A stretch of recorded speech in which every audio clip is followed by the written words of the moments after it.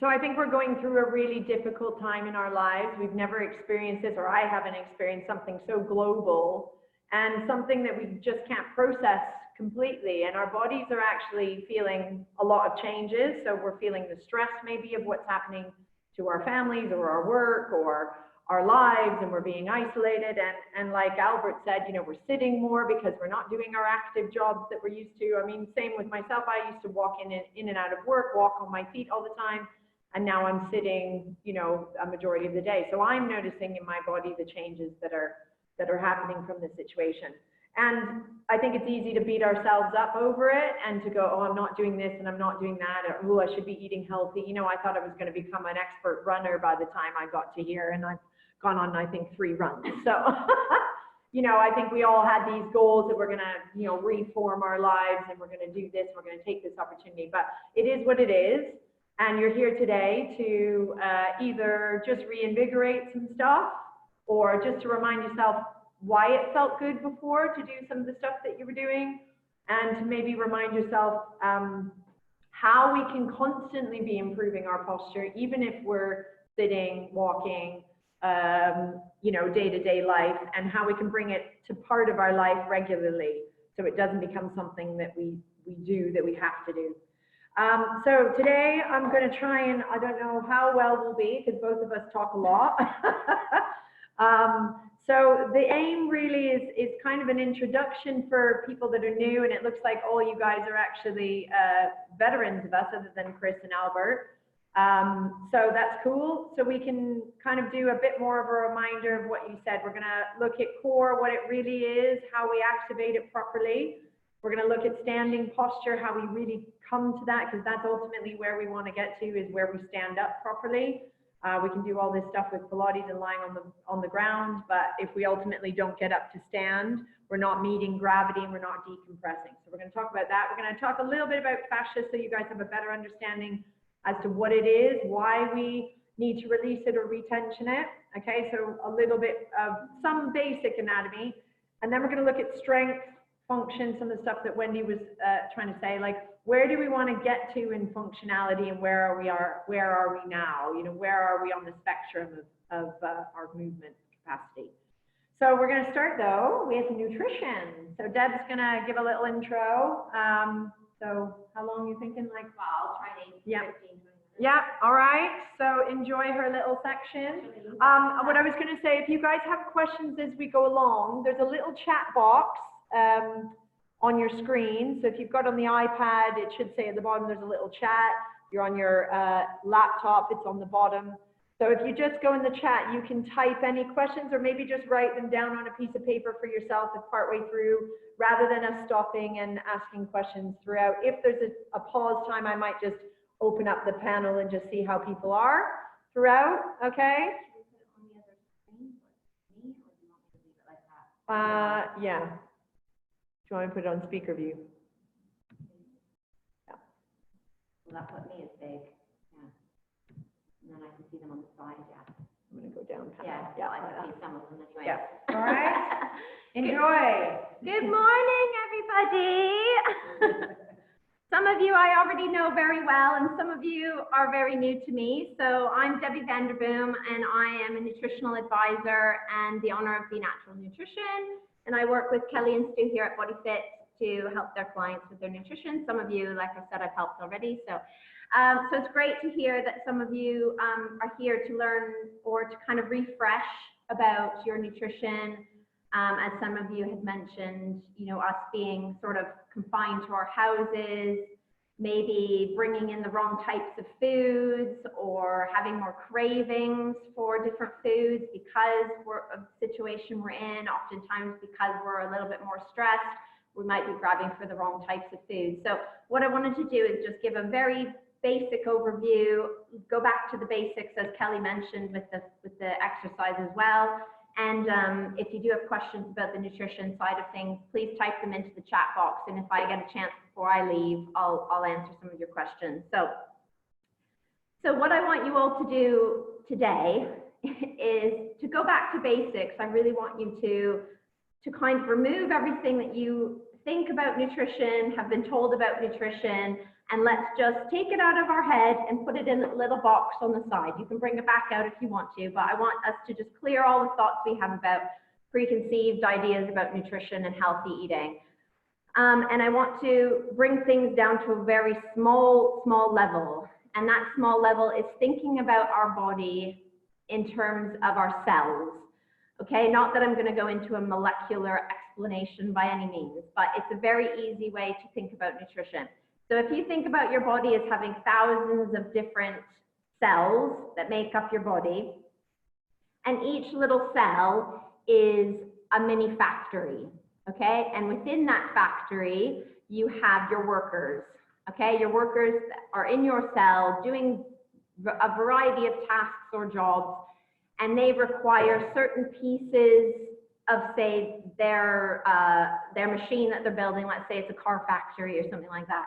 They need different pieces to be able to create things that then create health.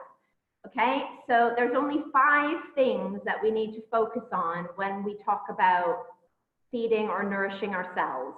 Okay, so the first thing that we need for our cellular nutrition and overall well-being is light. Okay, so right now we've been very blessed with sunshine, very conveniently. So we want to get outside as much as we can. We now are allowed to go out as much as we want. We can stay out as long as we want, which is fantastic. So our cells need to absorb that sunshine, okay? We need that sunshine to be able to create vitamin D. And when we talk about our immune system requires vitamin D. It's one of the most important hormones, not a vitamin, it's a hormone that we need for our immune system to function optimally. So light is the first thing. The second thing that we need for our cells is we need oxygen. We need fresh air. So again, we need to get outside. We need to breathe fresh air. We need to get that oxygen into our bodies, into our cells, so that those factories can work efficiently, okay? Then third, what we need is we need water, okay? Our cells and our body is made up of about 70 to 80% water. So we need to hydrate our bodies. And oftentimes when my clients come to me and they say that, you know, they've got cravings and they feel tired and, you know, they can't get through their day without caffeine, first thing I look at is the amount of water they're drinking. And oftentimes they're drinking either none or they're drinking very small amounts. And this hydration is what's going to keep the cells functioning optimally and give you that energy that you need. Allow those cells to work so that they can produce the energy that you need to feel vital and energized and be able to get through the day. Okay, so we've got light, air, and we've got oxygen. Yeah, light, air, and water, hydration. And then we've got exercise, okay? So our cells actually need to vibrate, okay? So all the stuff that Kelly's gonna be talking about and the walks that you're doing, whether with your family or you're taking your dogs for a walk, all of that exercise and that movement helps your cells function well. And if that means our cells are healthy and vibrant, that means we are healthy and vibrant, okay? And then finally, of course, we need to provide the cells with the right nutrition, okay? And when we talk about nutrition, that's the right nutrients. And when our cells get those building blocks and those little people in your factory get those pieces of the puzzle that they need to work and put together to help you feel healthy, then we can experience sustainable health, okay? We can experience long-term health. And what we will then see is we will see symptoms start to disappear. We will see pain start to disappear. We'll see weight starting to shift and disappear. Migraines, headaches, PMS, skin conditions, all of these types of things that are symptoms of an underlying root cause of ill health are all going to start dissipating. Okay, everybody is different, so it's not going to be a simple equation for everybody. But if we really strip everything back and we just think about those 5 things and our little tiny factories and our little tiny cells that we're cleansing and cleaning the system and feeding those cells, that's where we want to start when we go back to the basics. Okay, so when we talk about the nutrients that go in, okay, so I find that a lot of people focus on the big key nutrients. So that's proteins, fats, and carbohydrates. Okay? There is a bigger piece of the puzzle that a lot of people are missing, and that is the micronutrients. So that's your vitamins and your minerals and your phytonutrients and your antioxidants. Okay? If you have heard me talk before, you'll hear me talk a lot about the fact that we need to eat more plants. Okay? We need to eat more vegetables. And actually, if you look statistically in the UK, only a quarter of the population eats their 5 a day. And if we look at other countries around the world, places like Japan, their recommended daily amount of vegetables is 18 servings.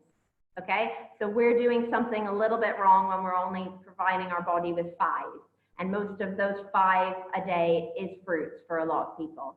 Okay, so we need to add more of those nutrient-dense foods. We need to add more of those minerals, those vitamins, so that those factories and those little cells can work and create energy and healing and vitality for you. Okay, so when we talk about those nutrients, okay, you might be thinking, okay, well, I know I need plants, and I know I need to eat vegetables and fruits, and I know I need protein and fiber. Okay, so, but what does that mean, and where do I get those from? Okay, so a good way to start in terms of if we're looking at meals, for example, so your meals throughout the day. Okay, what should my meal look like? So let's take, for example, breakfast. Okay, we want a plate or a bowl. Okay, and I actually have a chart here, which is a good thing to look at, which I brought with me because I was actually organized today. Okay, so I don't know if that's going to be the right way around, but as you can see, it's a pie, right?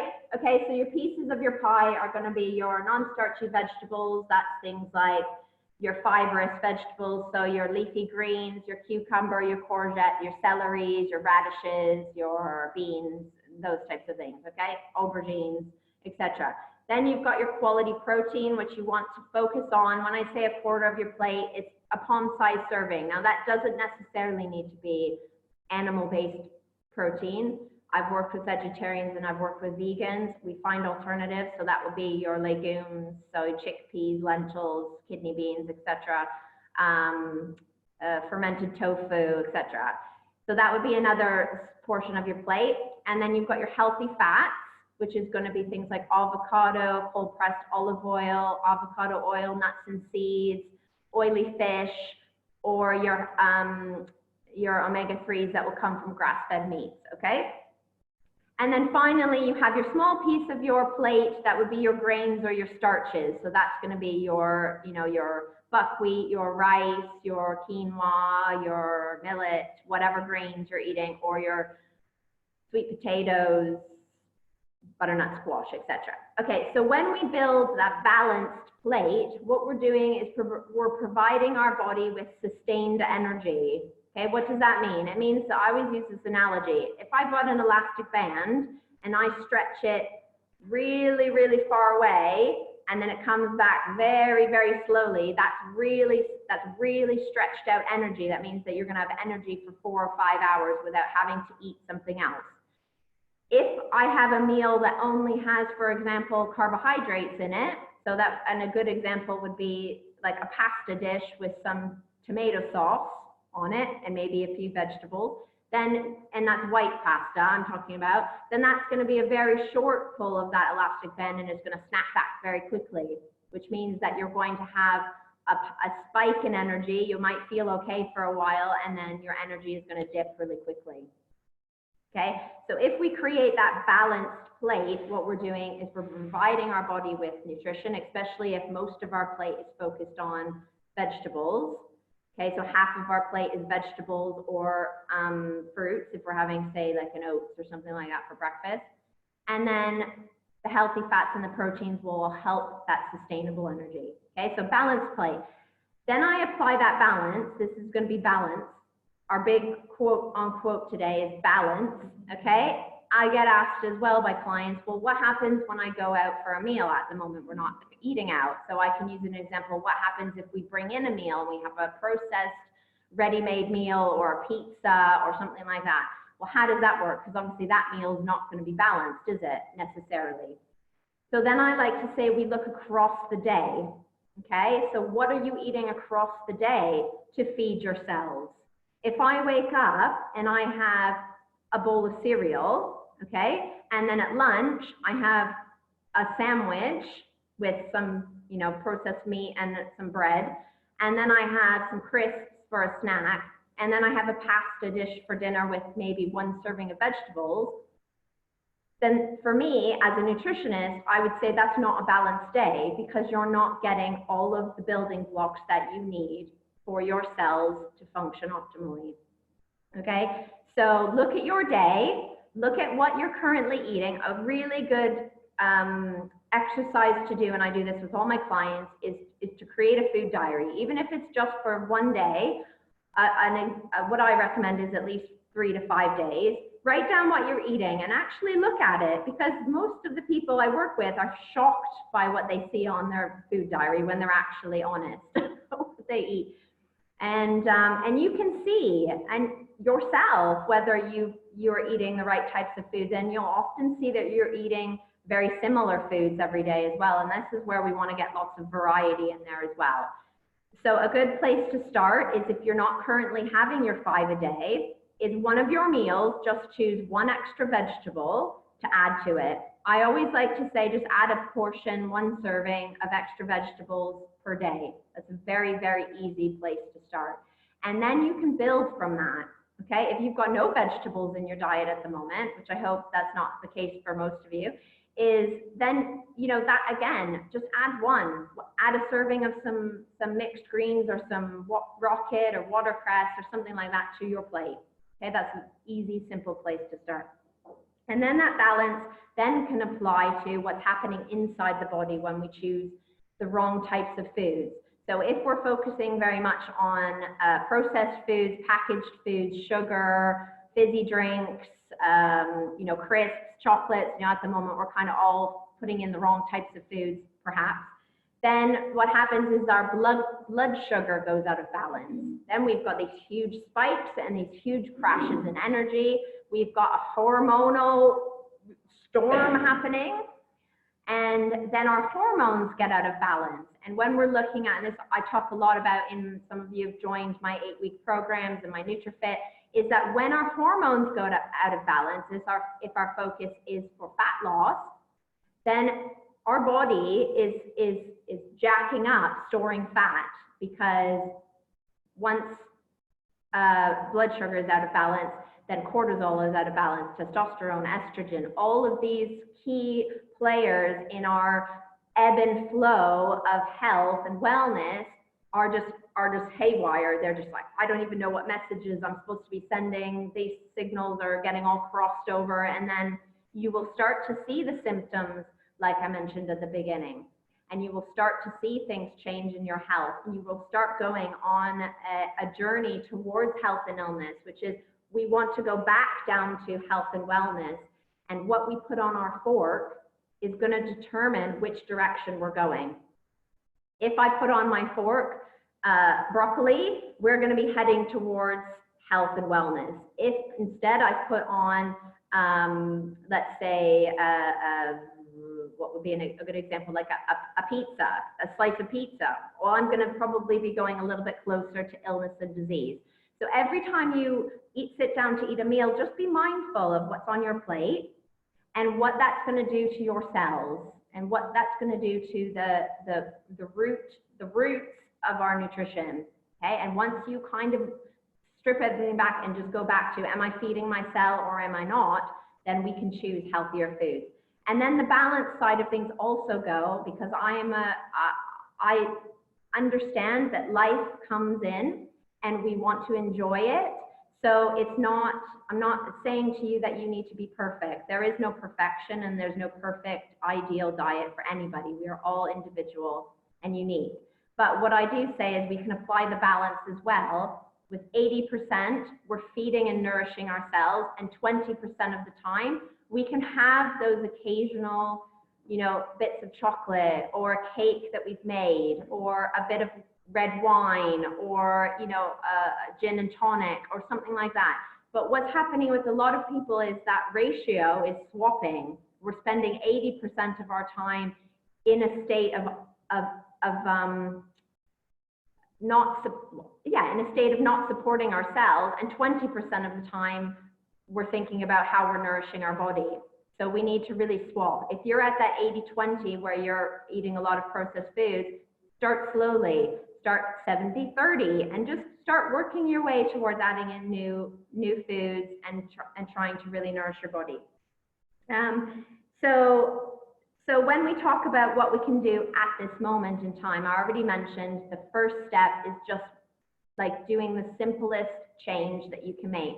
It might be adding more water to the day, might be cutting back on caffeine. So if you drink 4 cups right now, cut back to 3, adding in a new serving of a vegetable each week, swapping out for better quality protein, especially if you're having animal proteins.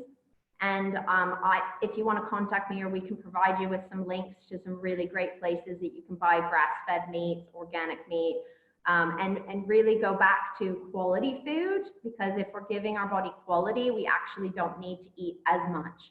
It's when we're providing our body with poor quality food or empty calories that then we feel like we need to keep eating, because those factories, those little cells are still saying, I don't have the pieces of the puzzle that I need to finish my job. So you need to keep feeding me because I'm getting the wrong information. And until you give me the right information, I can't actually do what I'm supposed to do. Okay. And that's I feel like that's a really good way to look at, a really easy way to look at how nutrition works. And then I'll just finish off, because I know we've got lots of, I've probably gone way over because I do talk a lot. So again, if you've got any questions, I'll just pop up. I don't know if anybody's actually written anything, but no, nobody has written anything. Okay, so that's fine. So if you've got any questions after this about nutrition, then just send me an email or chat with Kelly at the end, because I'm not going to stay, and she can let me know, and I obviously can contact you. But some of the things that I want you to focus on trying to, I don't really like focusing on removing stuff, but if you are finding that you're getting a bit overwhelmed and you feel like you've got a bit out of control with things, the biggest thing that I would say that you want to remove or to cut back on is sugar. Okay, sugar, especially when we're talking about the immune system, it's an immune suppressant. It downregulates our white cells' ability to protect us. Especially right now, we're all worried about what is actually happening outside of our homes. So sugar is very damaging to the body and is very damaging to the cells. So swap in for natural sweeteners like honey and maple syrup, or things like xylitol, stevia, which aren't going to have the same effect on your body as white refined sugar. Okay. Then if you want to go the next step, then I would say the caffeine, you need to watch how much caffeine you're drinking, especially if you're feeling that overwhelm right now, because that means your cortisol is sky high, and we do not want that out of balance. Caffeine, just start cutting back. Swap to herbal teas, make sure you're drinking plenty of water and hydrating your body. And then you can then move, next stage would be to swapping out your refined carbs. Kelly's going to provide a healthy swaps list. So if you are having white bread and pasta, swap to sourdough bread, which is naturally fermented and actually provides you with healthy, beneficial bacteria. And then whole grains, like I mentioned at the beginning, brown rice, buckwheat pasta, quinoa pasta, etc. like that. And then if you are cooking with oils, this is a big one for a lot of people in terms of inflammation in the body, is if you're cooking with vegetable oils, please throw them into the garbage, okay? Those yellow, clear plastic bottles. Oils are very easy to damage the molecular structure with air, heat, and light, okay? And if they're not in a dark bottle, they're already damaged before they even go in the body. So we need to replace those with cold pressed olive oil, hence why they're in dark bottles and or in tins. Cold pressed olive oil, cold pressed coconut oil, ghee, which is clarified butter, which is used in obviously Indian cooking, and grass-fed butter at small amounts. And those would be, and avocado oils and things like that, which are other natural fats, okay? Swap those out.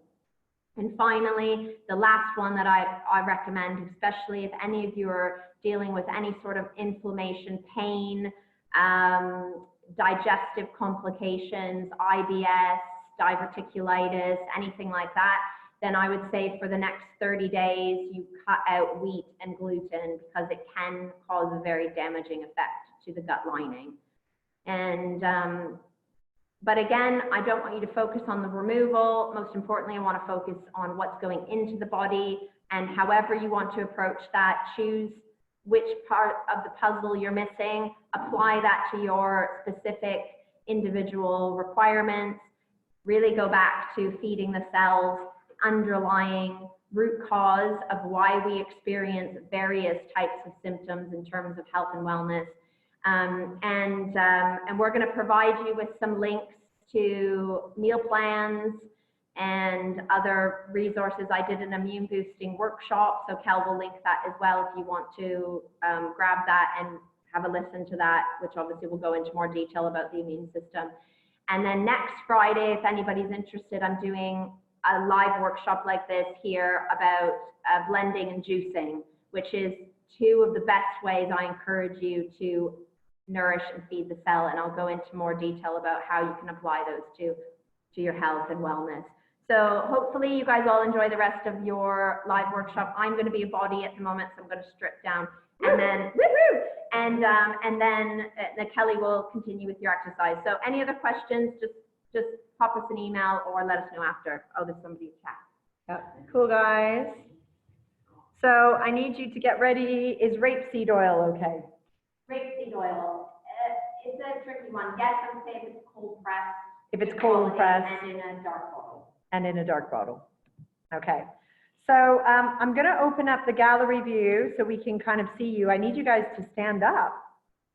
Okay. So I might not be able to see you fully, but I want you guys to feel. So we're talking about posture, and it was really interesting. Deb's whole thing was about balance. And when we talk about bodies, I think there's been an obsession about my body being fit, my body being strong, my body being, I have good cardio, this kind of thing. But ultimately, if we don't have balance in our body from a functional point of view or from a muscle joint point of view, then it doesn't matter what we do, we're going to find dysfunction, okay?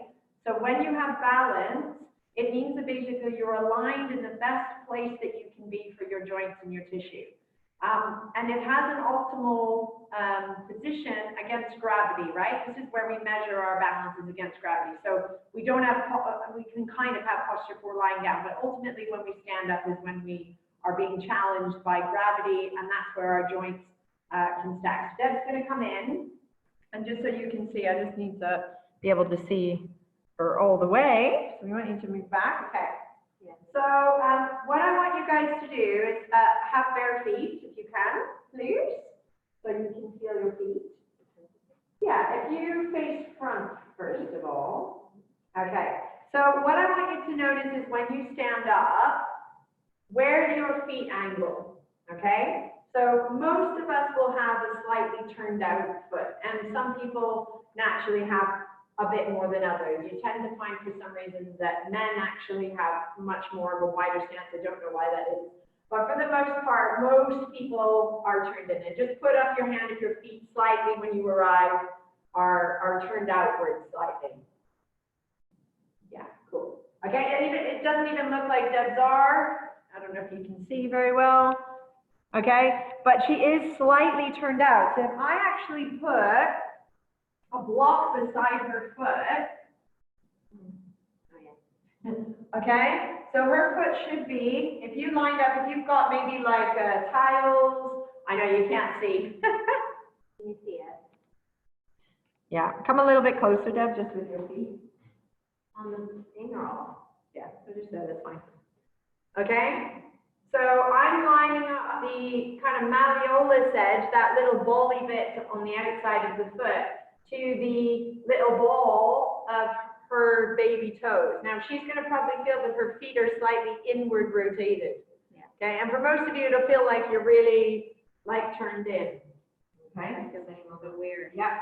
Okay, so this is actually how our feet need to stack when we're standing. Very bizarre, isn't it? Okay. So what happens is when the feet turn out, the leg bones start to adjust to that, okay? So there's a lovely little spiral in our joints. Usually if one joint is turned out, the other one's turned in. And our whole body is made up of spiral action. None of our bones are straight, okay? Not one bone in the body is straight. All of our bones are curved to some degree.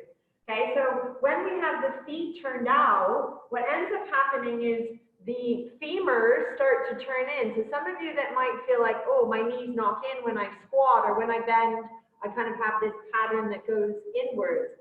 And a lot of time when I do posture analysis, the knees are actually rotated quite a lot in. Now, if Debbie then turns her feet more inwards, and she lets her weight drift back towards the heels a little bit and brings her pelvis back a little bit, she probably will find that the legs feel like they rotate out.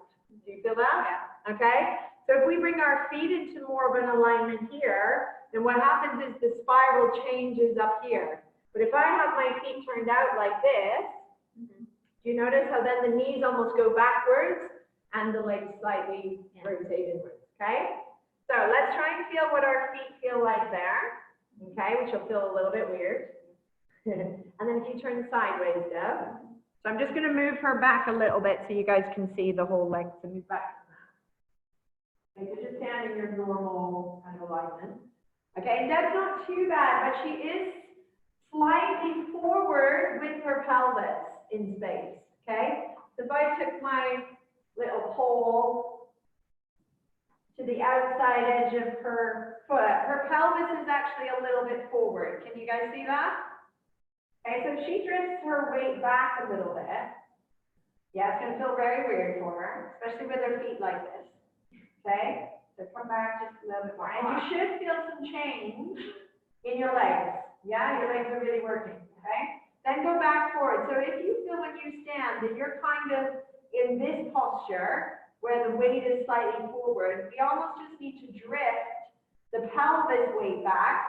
So what you have is the little bone on the side of your ankle, your knee joint, your hip joint, all stacked, okay?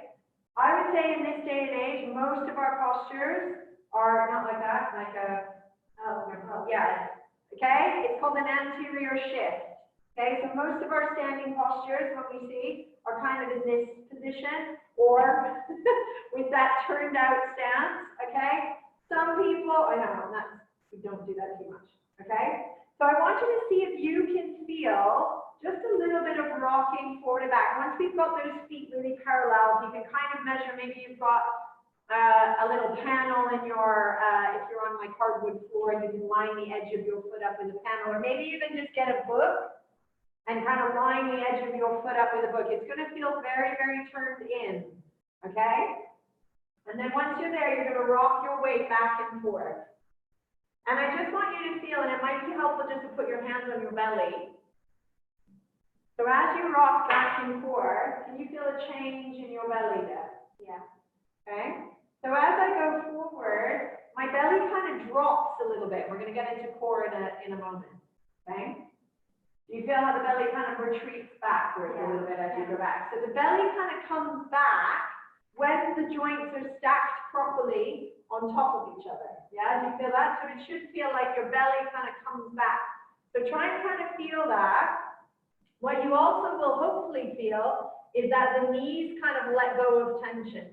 So if Deb's forward here, what often happens is we put our weight back into the knees. So those of you that have knee issues and that kind of stuff going on, as soon as I bring the weight back, the knees let go a little bit. Okay. Okay? So the back of the knee suddenly then gets a bit softer, and now she's got some connection here. Okay? Now what I want to feel is from that position that Deb can grow kind of up from there. Now what we tend to think in posture is when we grow tall, we have to be rigid. And at first it might feel like that I'm like, oh, I'm growing taller. What we want to try and get is this feeling of ease. So as she's getting taller through the center of her body, it actually feels like her core almost comes up and in, and then she's kind of lifting a little bit taller. Yeah? Now Deb's used to doing this, okay? So she kind of knows where she is in space. And then let go. Yeah, and just relax. Okay, so what I want you to feel is your feet pointing forward in that position where the edge of the feet is lined up. I want you to let your weight drift forward and drift back. I want you to put your hands on your belly so you can just feel the change going on as you go towards your toes and then back towards your heels. And just kind of sensing, are your hips lined up over your knees, over your little bone of your ankle, okay? From there, when the weight is back, it should feel like your joints are stacked on top of each other, okay? And then I want you to feel from there that you almost grow gently a little bit taller through your spine, as if the center of you is getting taller, okay? And growing all the way up to the head. Awesome.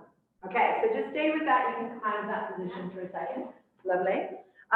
So let's talk a little bit about core. Okay, so you can sit down if you want, or you can stand up. So does everyone, yeah, if you come a little bit closer. So if you want to just maybe put your hands up, how many deep core muscles do you think you have? And some of you know this already. So how many deep core muscles? With your fingers. Yeah, just put your fingers up, 2, 5, 10. How many deep core muscles do you think you have? Okay, so some say 5, some say 4, some say 6. There's actually, there's 4. Okay, so there's 4 deep ones. Now, when we talk about core, we sometimes kind of get a misrepresentation in the fitness world, okay? Because the fitness world gets obsessed with doing crunches or planks, and you guys know who have come to us, we've kind of abolished that idea about core, right? So we have deep core muscles that are actually meant to be our stabilizers of our spine, and these kind of get ignored, yeah? And then everybody focuses on these outer muscles that do the job. So we have a deep core, and then we have an outer core, okay? So the deep core muscles are our diaphragm, okay? So our diaphragm kind of sits underneath the lungs like a nice little dome, okay? And its job is really to help to pump the air in and out of the trunk, okay? So when the lungs fill with air, the diaphragm kind of goes down, and then when you go to breathe out, the diaphragm kind of floats up, and it helps with pressure, okay? So it's like a vacuum. So that's one of our deep core muscles, okay? So it sits all the way around the trunk underneath the lungs, okay? So you can even see with that how powerful that core muscle is for the function of our lungs, and actually the heart sits in there as well. So the fascia of the diaphragm actually goes into our heart. So if we're not breathing properly, then we're not pumping the heart in the lungs. That kind of makes sense, right? And when we're stressed and we're in tension, the diaphragm actually gets stuck, okay? So then you start breathing up into here. Yeah, and I get that shallow, so this is why mindful meditation and deep breathing is so powerful, because it brings the diaphragm back into rhythm, okay? So why deep breaths? And we're going to focus on breath in a second, because Alison was talking about it. So we've got the diaphragm. You've got underneath, sorry Deb, under here, the pelvic floor, okay? So underneath, kind of holding all our organs in place, is the pelvic floor. If we didn't have it, basically our insides would kind of fall onto the mat, not literally, but they would be kind of hanging into the pelvis. So it's like a little sack that holds it all in place, but actually it comes all the way around, and parts of it attach back up to the diaphragm. So that's why it's kind of called the core. Okay, so you've got this kind of sack at the bottom. Now, as the diaphragm breathes, so does the pelvic floor, right? And what's lovely about the pelvic floor is it also pumps when we walk, okay? So when we walk and we're working our pelvis like this, then the pelvic floor is actually doing it. What we don't need to do is pull it up and squeeze it, because what's that going to do? I'm also in a stressed state, right? When the pelvic floor is pulled up, so is my diaphragm. Now I'm completely stuck. Where am I going to breathe? Up here again. What's going to get locked? Pelvis, okay? So all the old cues of like pulling up our pelvic floor, we need to be strong through our pelvic floor. No, what we actually need to do is be in good standing posture, and we need to breathe.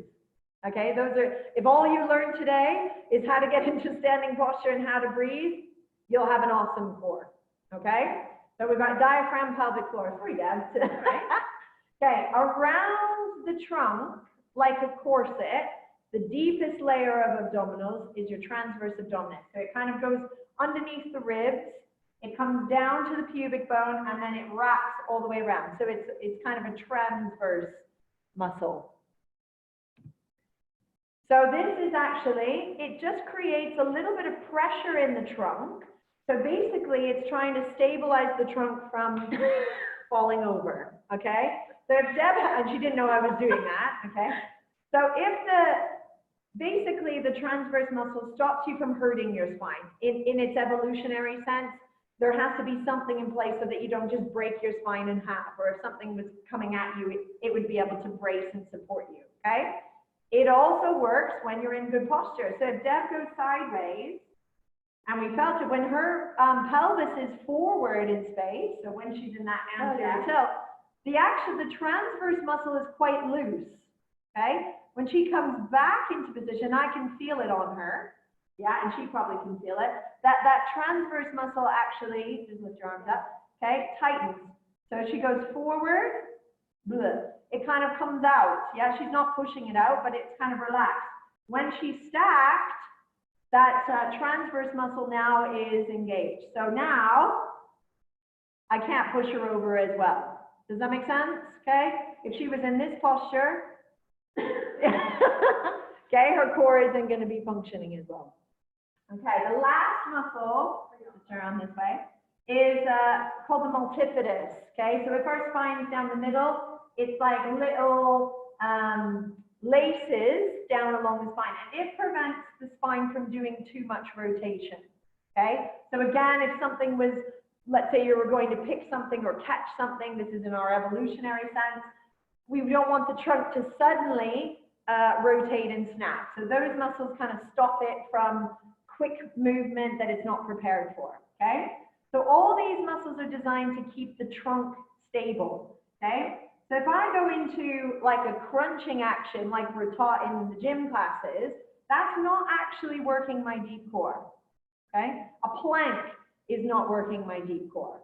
The only things that really work the deep core is getting into good standing posture and learning to breathe, okay? And we have some stability exercises that we do in Pilates that helps to develop some deep core connection, but ultimately we just need to be able to stand up and not fall over like that, okay? So that's our deep core. Then we've got our outer core. So how many outer core muscles can you think of? Maybe just put your, here, I'll open you up. Can you think of any outer core muscles that we haven't talked about yet? You can just shout it out if you know some. Stomach muscles? Yeah, so do you know a specific name? No. Okay, that's okay, that's cool. Yeah, so we normally call them the abdominals or, yeah, stomach muscles, but it doesn't really give us any context, does it, right? Obliques. Yeah, anybody else got some other? Obliques. Yes, good, obliques. Okay, so obliques are a big one. Anything else? Transverse. Transverse, so we talked about, those are our deep core ones, right? They were our corset ones. Yeah. Yeah, so the deep core ones are obviously deeper, okay? So they're more towards the spine. So yes, the outer core, we've got oblique muscles. So they actually come across like an X. I'll just show you with this, it's quite nice. So actually the obliques come from the rib cage behind and cross over, and just if you hold that there, okay? So what do you think those muscles do? You can see in how they come across the body, they rotate you, okay? Same thing on that side, we've got one that way, and then we've got ones that kind of come the other way, so they kind of come from the bottom up. Yeah, so they make an X across the body. But you can see in their pattern, what's going to be their main function is rotating, right? Okay, then we got the one down the middle. And I always laugh about magazines that have six-pack. Yes, that's right, I'm gonna.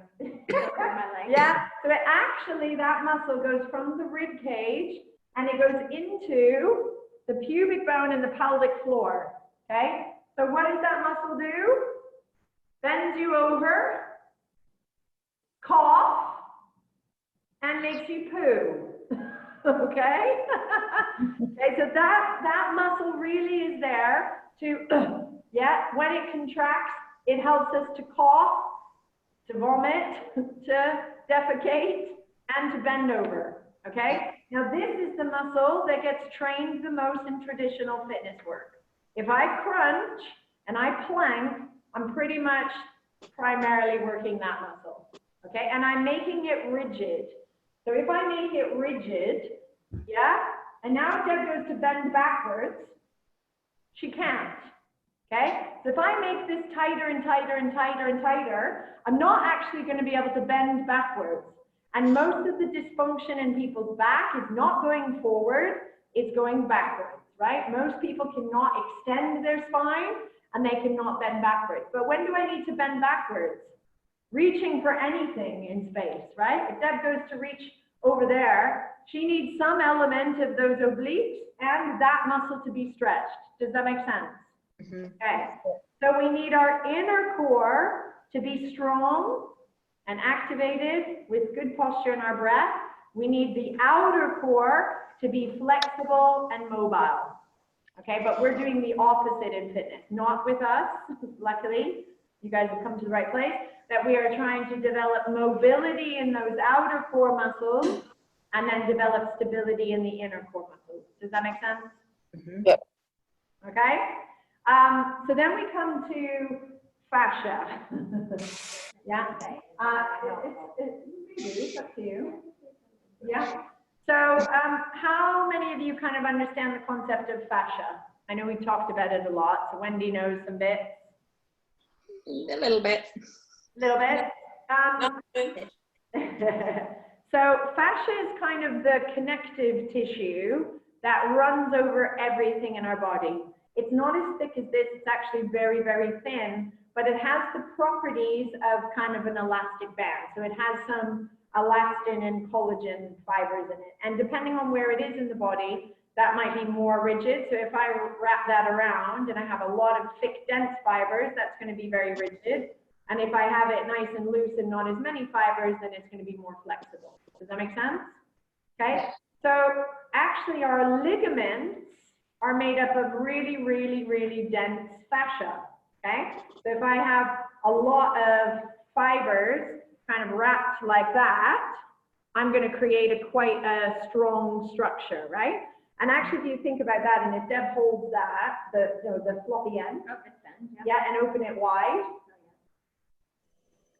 Okay, so that is now the fascia of a muscle. So if I've got my ligament, my tendon here, and then it starts to open out and fan into a muscle, right? So if this was, let's say, my quadriceps, yeah, and I have some ligaments around my knee, yeah, that are supporting the knee because I need stability there.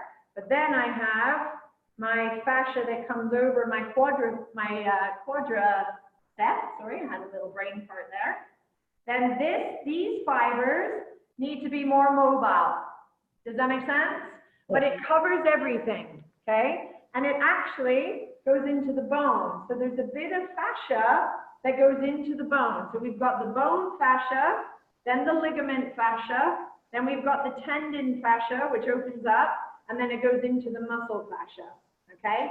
So when we experience tightness in our body, a lot of the time it's the fascia that's tight. It's not the muscle, it's not necessarily the muscle inside, because actually if you take a muscle out of its sac, so let's say I have a sac of muscle here, it's like a sausage, okay? The meat inside that sac is mushy. It's like paste, okay? So you don't actually have a tight muscle, you have tight fascia, okay?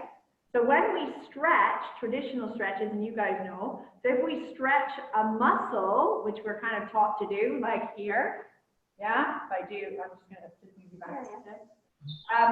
So if I do like a quad stretch, right, if I feel tension in my body, all I'm really doing is taking that fascia and making it tighter, okay? And this is why a lot of people who stretch don't actually feel like they get any better. What ends up happening is if there's some tension in the fascia, like let's say I've got some tension there, and I start to stretch, I stretch only the part that's already flexible. Okay, so if I have a part here, let's say my quads, and I start stretching my hip flexors, I'm only going to stretch the part that's already flexible. And actually, then I'm going to start pulling into the ligaments and the things that need to be stable. And this is where people get injuries in their knees, injuries in their pelvis, injuries in the back of their pelvis, because they're stretching the stuff that's already stretched. So what we need to do is to release the tension from the knots that are in the fascial web. Okay, how do we know where the knots are? Well, this is where we come to fascial release. Okay, I'm just going to show you a little picture that kind of, I always, I'm just going to share the screen. Hopefully this will work.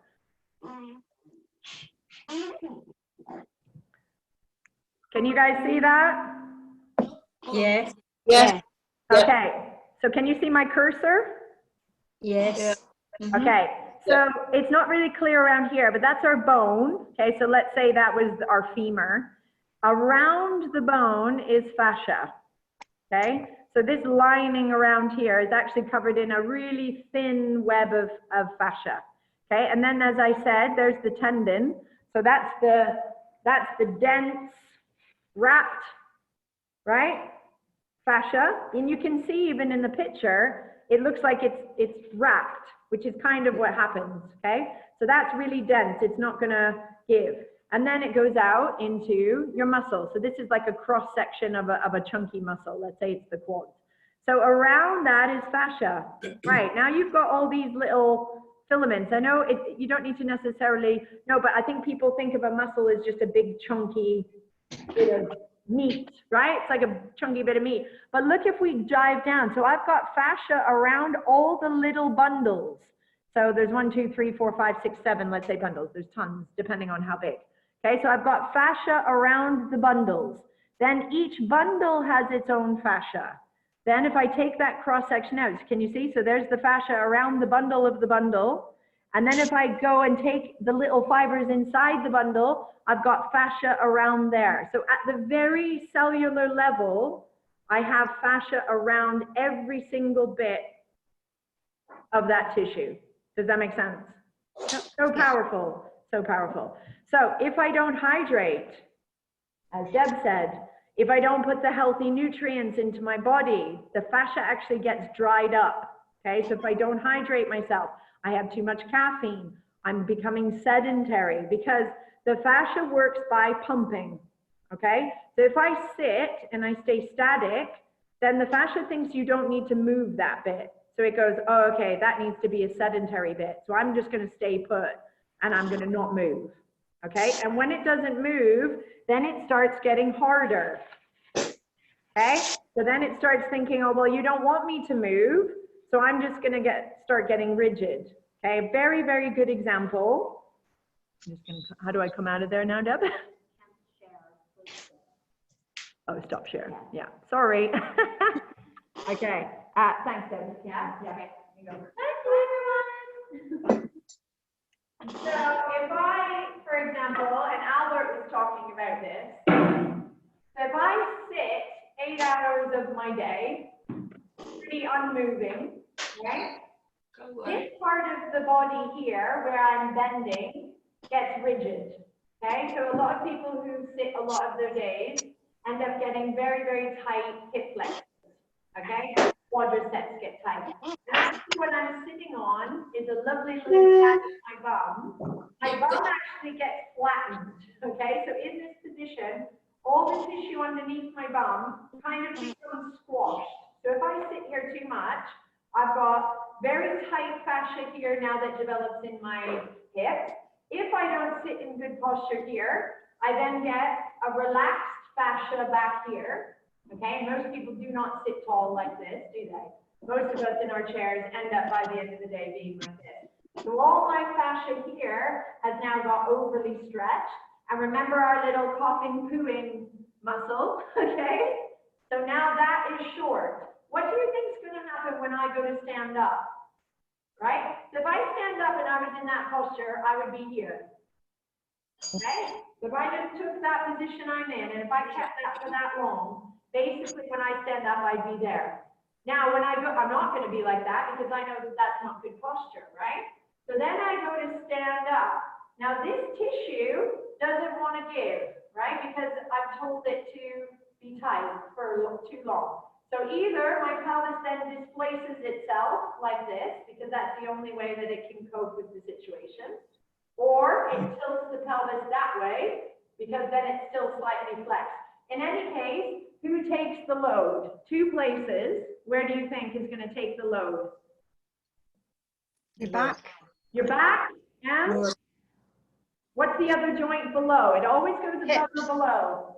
Hips. Knees. Oh, knees. Okay? So even though my issue is here, my body is going to feel here and potentially here. Does that make sense? Yeah. Okay, because the body's very good at compensating for dysfunction.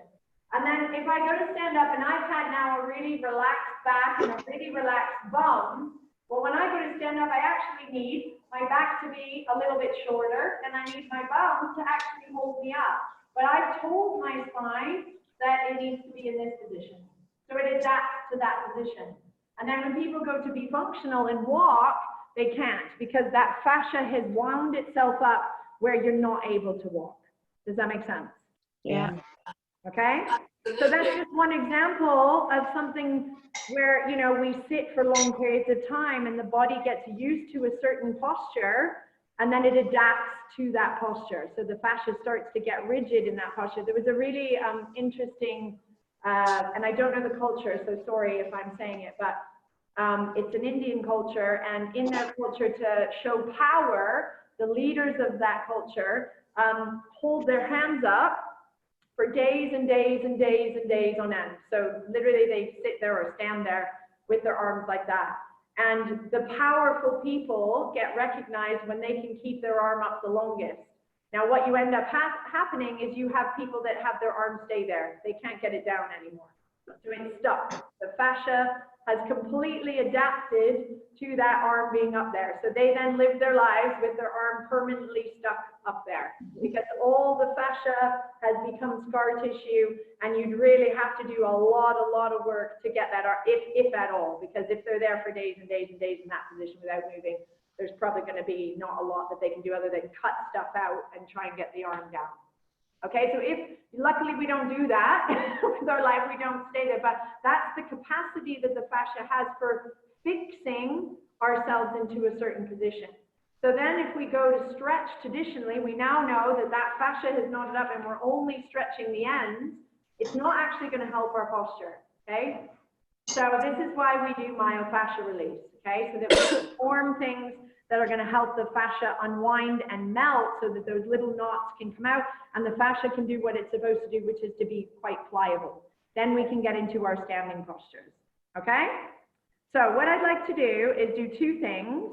I'm going to do a little bit of a posture thing against the wall, and I'm going to do a little squat, maybe a bend forward, and then we're going to do some releasing. So you guys need to have a tennis ball or a hard ball, a rolling pin, a football that's fairly hard, any of those things. So if you go grab that if you haven't already. So a rolling pin, a tennis ball, a lacrosse ball, a hard ball, a foam roller if you guys have a foam roller. So, okay. I'm just gonna angle the camera a little bit. Okay, so this is what I want you guys to try and do at the wall. Hopefully you can see me. I'm just muting you all. Okay, so I want you to find a little bit of wall space that's flat. Can you hear me over here? Just give me a thumbs up. Can you hear me okay? Okay, so come to a flat wall. Your feet are going to be a little bit away from the wall. And we're going to get the back of the pelvis.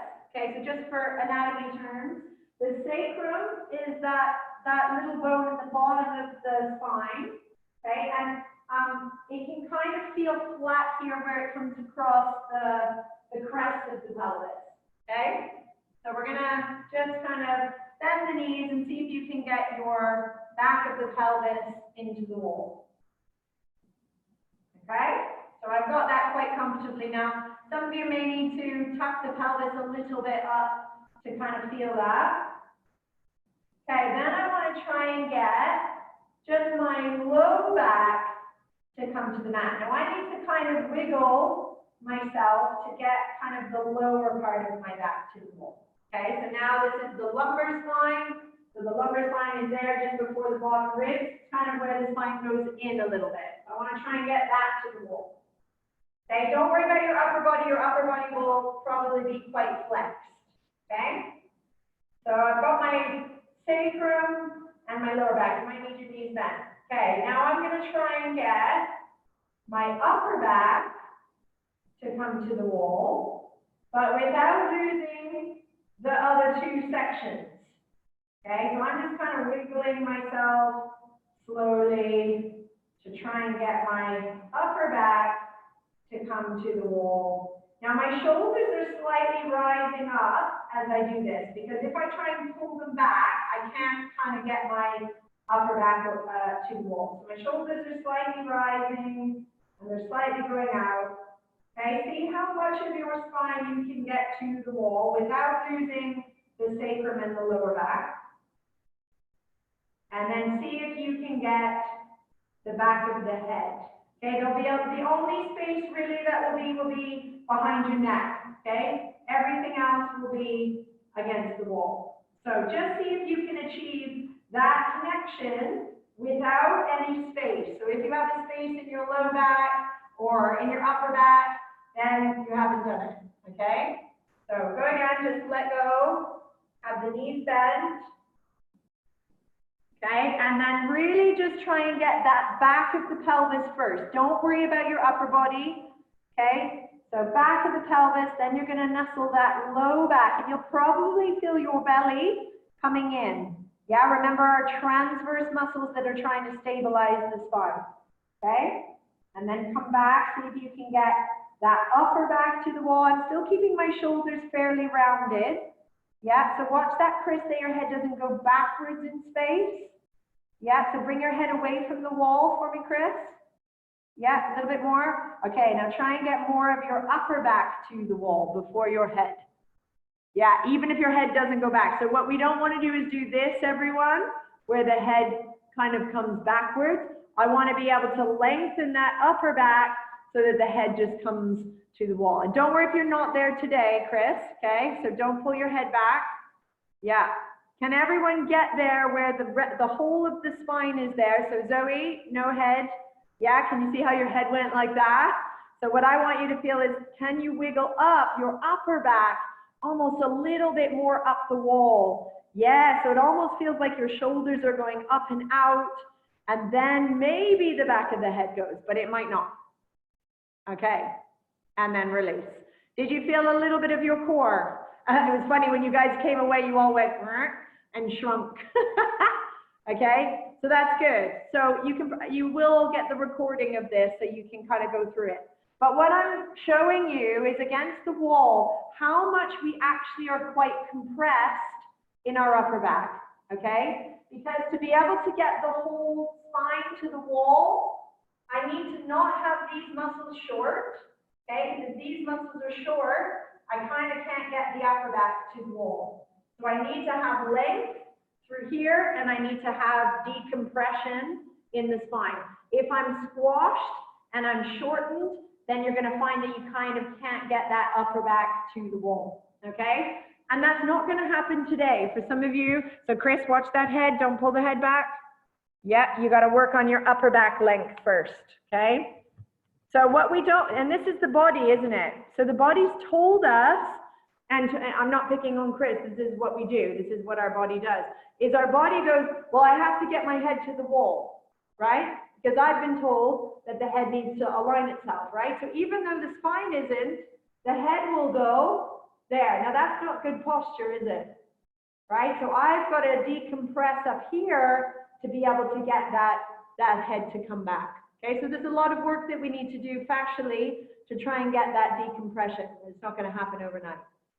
Okay, so what I want you to do is now come into a space, and I want you to just feel Your position with your feet, where they're facing front like we did in your standing posture. Okay, so lining up our little books or the edges of the feet. Okay, so we kind of feel slightly rotated in. And you're going to take your feet a little bit wider than hip distance. Okay, not too wide. And then I want you to take your weight forward and back, like we did at the beginning with Deb. Put your hands on your belly. And now we know a little bit about those transverse muscles that wrap around the spine. So when my weight's forward, that tissue is kind of relaxed and I'm kind of compressed here. As I move the weight back, now I feel more like the wall behind me. Okay, so I'm kind of imagining that wall behind and how my spine lines up with that wall. So the belly should feel like it's kind of retracting in and my chest is expanding. Okay, so I'm more on there. Does everyone feel a little bit of core when they do that? Put your hands up. Yes. Okay, so here I'm not going to have much core control, but as soon as my weight goes back, and I think about space. So we talk about this sometimes in our classes, the idea of space in a joint. Okay, so when my joints are squashed on each other, yeah, that's a joint pressing, then I'm going to be slightly compressed. But if I feel space, there's fluid between them, and I have more movement. So if you just visualize that in your mind, that actually I've got space in my ankles, space in my knees, so where the kind of upper leg and lower leg meet, space in my hip, space in my spine, so all my spinal vertebrae kind of feeling up. Now, if you start feeling like you're tensioning, just let go of that and see if you can find space where it feels light. Because remember, if we feel tension, we're pulling on that fascia too much. Okay? So it needs to be light. And this might not happen today. Okay? This has taken me, even though I'm, you know, quote unquote fit and I've been in the fitness industry for 20 years. This probably getting into standing posture comfortably and effectively probably took me half a year. Okay, that's doing myofascial release, that is keep coming back, remembering what that's doing. Now I can get there without thinking about it, but right now you're going to partly be there. You might get the pelvis back, might not be perfect in the upper body, you might not be perfectly stacked, but as long as you have these tools that we can work against the wall, we can find where our feet position is, okay? So from that standing posture, I want you to go into a little squat, okay? Whatever that means for you. So we're just going to sit as if there's a little chair behind. You can put your hands out in front. And maybe just notice as you get to a certain point, where like some tight zones are. So just maybe point to them or be aware of them. Okay? And then come back up. So do that just a few times. Just kind of be aware when you go down. I'm just going to open up your... So what do people feel as they go down into the squat? Do you feel some tension anywhere that's kind of instinctive? Knees. Knees. Yep. Anyone else? Knees. Lower back. Lower back? Yep. Hamstrings. Yep. Feeling tightness there. Anybody else? Calves. What? Calf. Yeah. Demo. Calves. Anything else?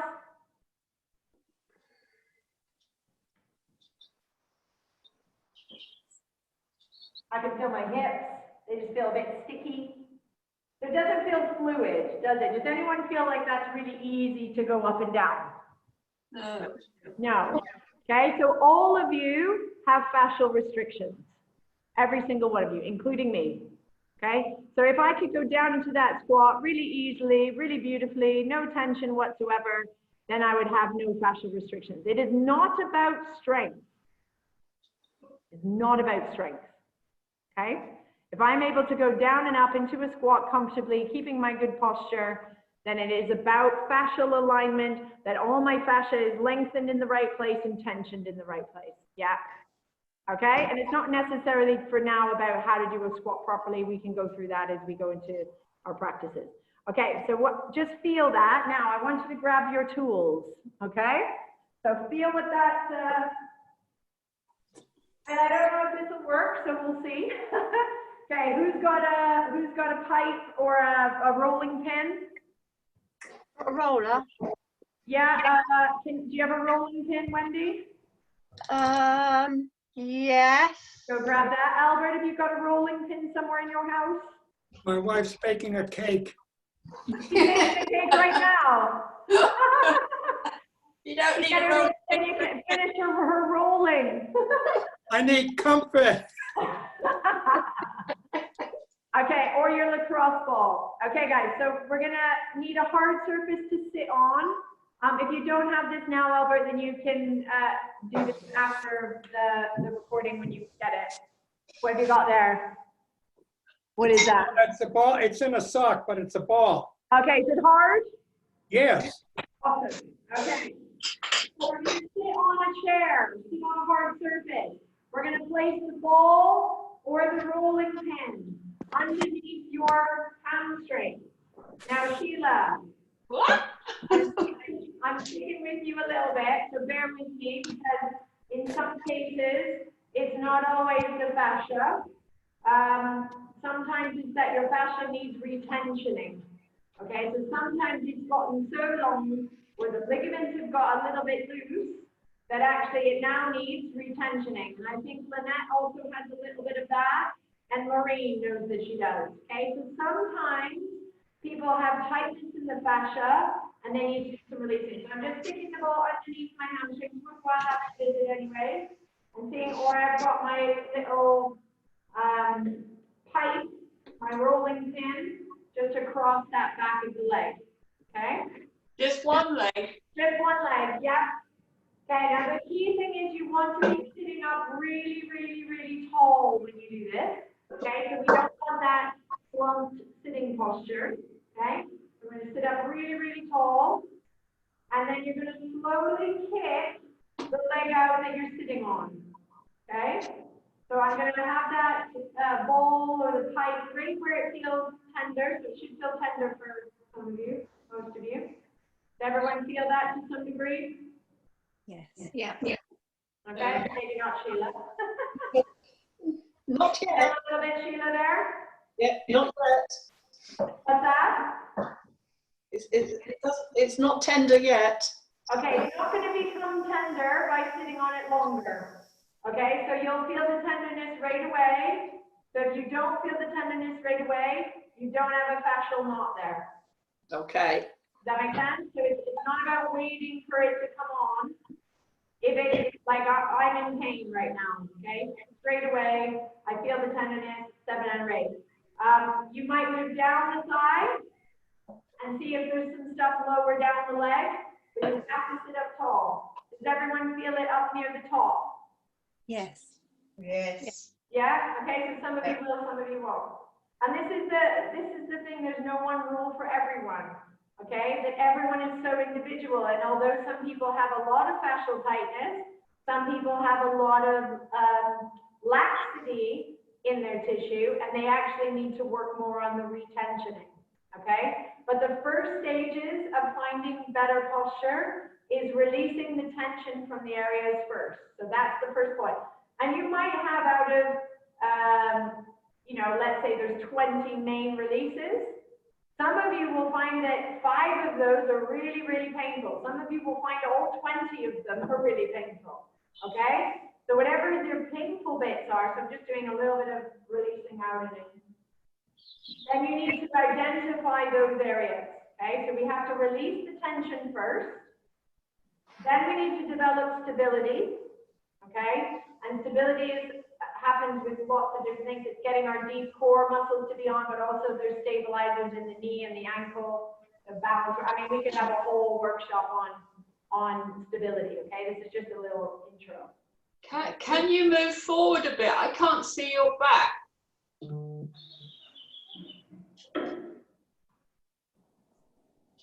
Yeah? Yeah, that's better. Okay, so I'm really sitting tall as I do this. I'm trying not to just lumber back. Yeah, because I don't feel anything there. If I was like this doing this, It's like when you do those reflex thing, I don't feel it, don't feel it. But if I sit really, really tall and then I do it, I can really feel that, and it should feel slightly bruisey, okay? Those of you that are used to doing the fascia release, you'll know what that feels like. So then just feel how it feels compared to the other leg. Okay, and Sheila, you might not have a lot here, so just bear with me. Okay? Do you guys feel that that side is kind of more mushy than the other? Yep. So. Okay, try the other side. Did everyone feel it other than Sheila? Yeah, Maureen, did you feel that? Yeah. Okay, so get it underneath your other thumb. Albert, did you feel that? Albert, did you feel that? Yes? Yeah, cool. Okay, so get it underneath the leg. And then slowly kicking the leg out. Okay, now think about your kind of sitting posture here and how we can think about that deep core. Yeah, we know that the deep core comes on when we're decompressed. So if we're sitting here in our chairs, really compressed to the spine, my deep core muscles are just doing nothing, right? So if I sit up and decompress, and then I breathe in through my nose, out through my mouth, and maybe when I breathe out, the leg can go out. And I'm breathing into the rib cage. So even just thinking about your breath as you're sitting there, so if you don't feel a lot in your hamstrings, and if you didn't feel a lot here, then you wouldn't be doing this release anyway, okay? So if I was doing an analysis on you, and I kind of went through a few key areas, and you didn't feel this wouldn't be one of your exercises, okay? I'm just picking some big ones here. So this side isn't as bad as the other. Anyone notice the difference in size? This is worse. Yeah. Yeah. Okay. As we're very asymmetrical, we don't work the same on each side. Okay. So then release. Okay. We're gonna take our little chair. You might have to have a little pillow underneath your knee. And we're gonna come into a little quad stretch. Let me just, where's the little pillow? Little what? Oh, yes. And now normally when I do this, I would do some releasing down the front of the thigh, you guys know already, but I know some of you don't have the rollers. Okay, so I'm gonna put my knee down on a pillow, put it up on the chair. This is really great, Albert, for your sitting posture, okay? So this is a really good stretch to do. Now I said don't traditionally stretch, right? We've got to do the myofascial release first, and then we say we do active stretches, okay? So this is an active stretch. So what I want to do is tilt the pelvis up, okay? So the pubic bone to the navel. And already I can feel that in my knee, and I can feel that in my hip. So I might not go all the way, I might just tilt the pelvis a little bit there. Albert, you're gonna do that with us? Our chair's too high. Do it on your couch, my lovely. Put your foot on your couch. And this is for you. Okay? So we want to tilt the pelvis upwards. Okay? And we want to feel that decompression in our spine. Okay? So even if you're working this as a core balance exercise, fabulous. So I don't want to be just slumped and relaxed in it. I want to feel like my spine is going up, my pelvis is going up, my deep core muscles are kind of holding me in place. And then I would just release that feeling. Okay? So tilt the pelvis. And also, so I'm tilting the pelvis up, and I'm also dragging back the front heel. So my front heel is pulling backwards as I tilt the pelvis up, okay? So if it feels like really easy, does anyone feel like that's easy? No. Yeah, it should feel quite hard. You okay, Chris? Okay, yeah. Well, have I disappeared? Oh, I disappeared. Okay, can you feel that, Albert? Good Lord. Okay? And then try the other side. So tilt the pelvis. Oh, that one's so much tighter.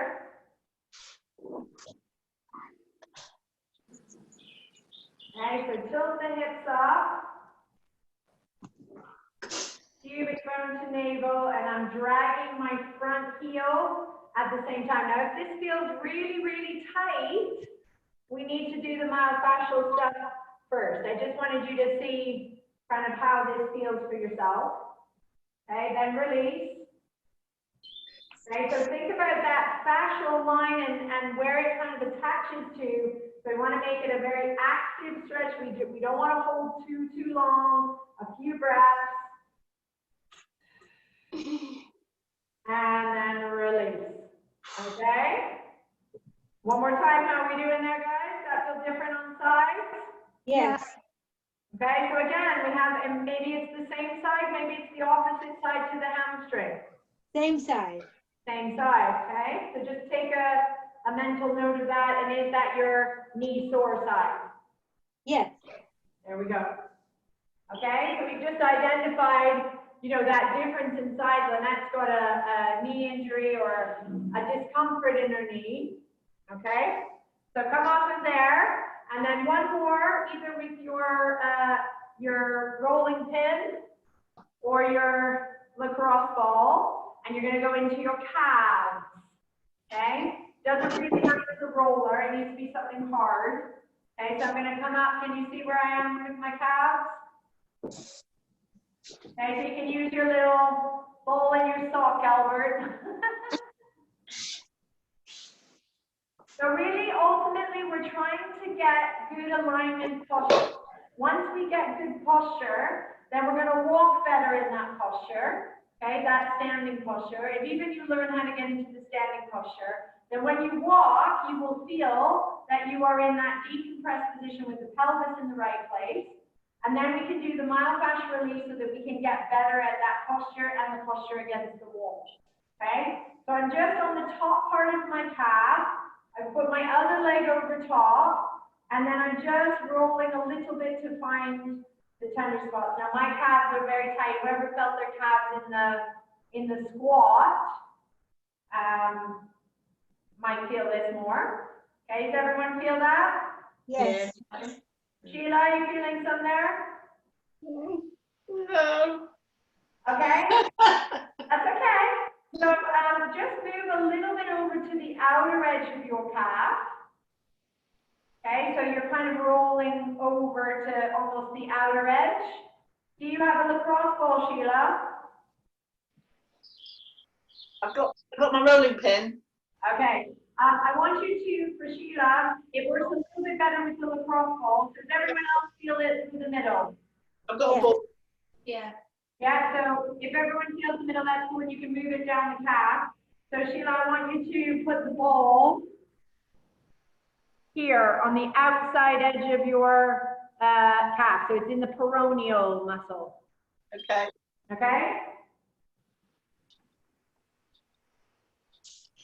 What's the difference, Kelly, for doing it on the outside edge, please?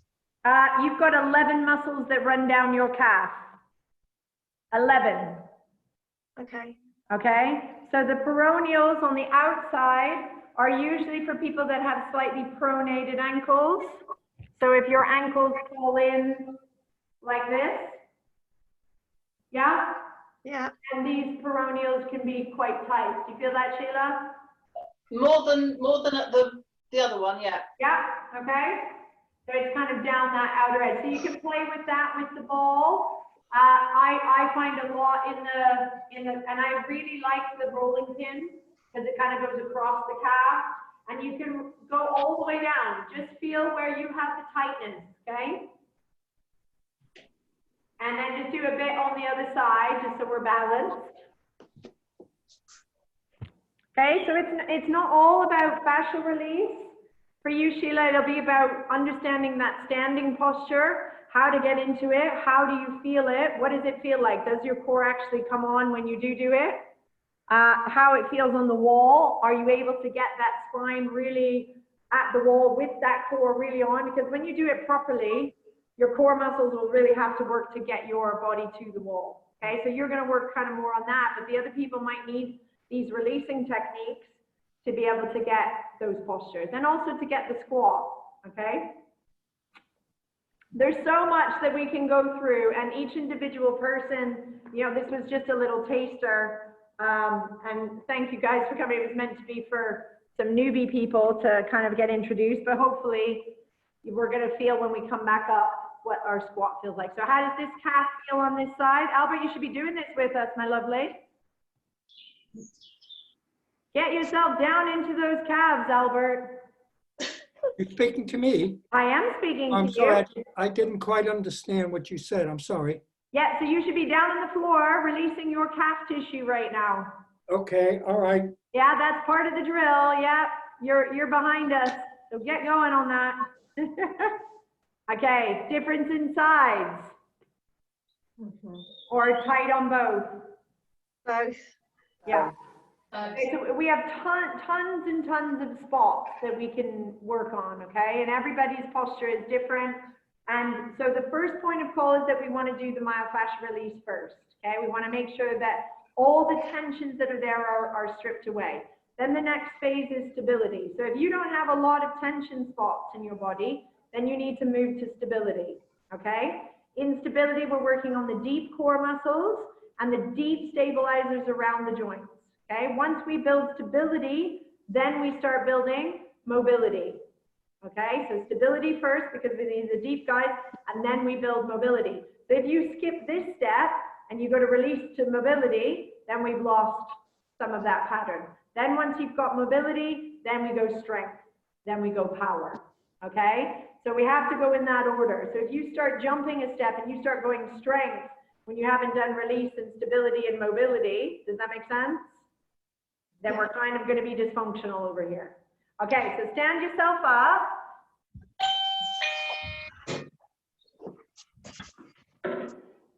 Okay, get back into that standing posture. I'm going to keep reiterating it. Okay, so feel the feet pointing a little bit more straight ahead. Okay, bring the weight back. So we're not on our toes. We're back to our heels. Okay, feel like you're against the wall, so the belly is kind of retracted in, the chest is expanding. So you want to feel like your shoulders are almost going wider, because that's what decompresses our spine. You feel the feeling of space. Okay, now as we go down into the squat, we're going to bend at the hips first. Okay, so I'm going to bend here. Now some of you, when you bend, will go like that. Okay, so we don't want to lose this beautiful posture here. So I'm going to bend at my hips, keep the length here. Okay, bending at my hips. Then I keep this relationship and sit down into the squat. I like putting my hands here, just on my shoulders, sitting back. So definitely my hips feel less sticky than when I first did the squat. My calves still feel a bit tight, but I know that that's where my weak area is. And then come back up. Okay? Watch when you come up, you don't go back to that yucky posture. So back here. Get that feeling of the transverse muscles are kind of connecting. We bend at the hip. Okay? When I bend at my hip, my knees naturally bend. And then I sit down into my squat. Slowly down. Does that feel a little bit different? Even just a fractional? Yes. Yeah, who said yes? Lynette. Yay! Wendy, you felt your hamstrings before. How does that feel now? It's okay, but I can still feel it on my knees. Okay, so when we feel our knees, a lot of the times we're doing that. We're not doing that. Okay, so if I bend in my hips and I go down, at what point do you feel your knees, Wendy? Probably at the lower end. Okay, so come back up a little bit. Is Yeah. your weight in your heels? Say that bit again. Is your weight in your heels? Yes. Okay, keep it in your heels and sink your pelvis down. before the knees start to feel. So we should be feeling load in the back of the legs. Watch, Chris, how low you're going with your upper body. Yeah, keep your upper body lifted a little bit more. Yeah, there, and then come back up. So what I don't want to do is go here and then go there, right? Because that's not a squat.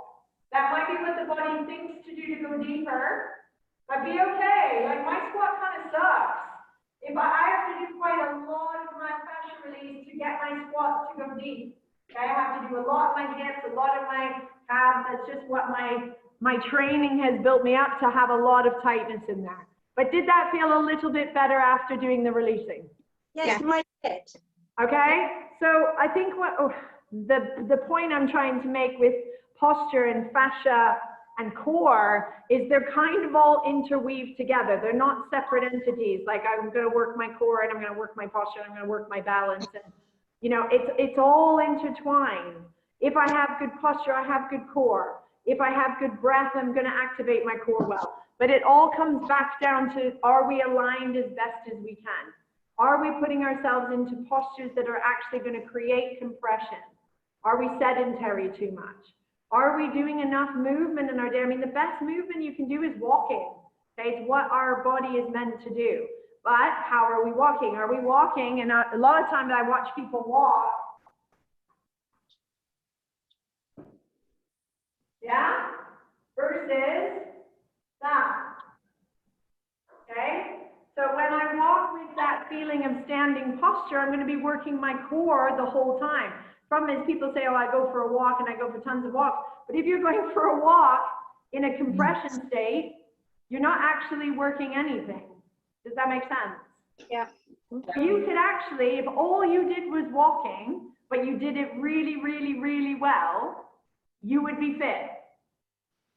Because you would be functioning well. Okay, so yes, all the other stuff that we do in our sessions is fantastic, but it ultimately is trying to get you to walk better. Yeah, and once you can walk better and you can stand better and you can do that one against the wall better, then everything will come into place. Like Deb said, it's like building the balance from the most simple thing and then letting everything else radiate from there. All right, I know that's only a little taste of stuff. Anyone, any questions about that? On that very last exercise where you were bending, it was sort of like a squat that you were doing. I could feel it in the shoulders. That's where I felt tightness in the shoulders. Yeah, so we didn't do anything upper body. There's loads of stuff that we can do. And some of the guys that come to classes, we do some releasing here, some releasing in there. But I like the squat because it kind of highlights where our body feels restriction. And it's very intuitive, but we don't listen to it, right? We go, oh, that hurts, that feels discomfort. And we just kind of think, oh, that's normal. But when the body feels tightness, discomfort, that's the fascia saying something's not right. So when you did that movement, there might be some tension. And this is the lovely thing about fascia. I have a fascial link that goes from those lovely obliques across into my pecs and goes around into my bum. So actually, if that's really short and I'm going into my squat, I could be pulling up here in my shoulder. Yeah, other people might feel it in their back. So this is why it's so complex, but it's so beautiful at the same time because it's all interconnected. And once you start unraveling stuff and start opening up those chains again, you will suddenly find a freedom in your posture. Okay? It's interesting. Pro golfers often talk about their obliques. Yep. And I didn't quite understand what they were referring to, but they obviously are rotating their bodies at an angle. And so it's their obliques, isn't it? That's what you demonstrated. Yeah. So if I have my obliques working properly, they should do this in rotation, right? Yes. But if I've got a restriction here in my hip, does that make sense? Yeah. Versus that. So to have optimal movement, we need to have the myofascial tension released. Then we need to build the stability in the core. Then we need to build mobility and function, and then we have strength. Okay, now we're going through a 30-day course right now where it basically goes through that. So we do a week of myofascial release that might take you 4 weeks to get through. Okay, then we do a week of stability stuff, that's for all the joints. Then we do another week of kind of building in function, some of the functional movements I wanted to do today. And then we build in kind of putting it all together. So if you're interested in that course, you guys that are already members, you can access that. I'll open that up to you. But those who are not members, then just get in touch with me via email, or you can stay on the call and I'll take your details and then we can chat about it after the call. All right.